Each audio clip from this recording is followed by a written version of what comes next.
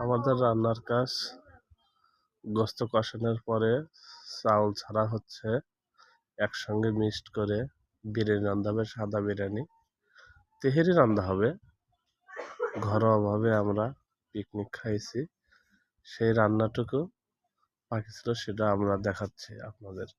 ভালো লাগে শেয়ার করবেন, কমেন্ট করবেন, বেশি বেশি করে সাবস্ক্রাইব করবেন।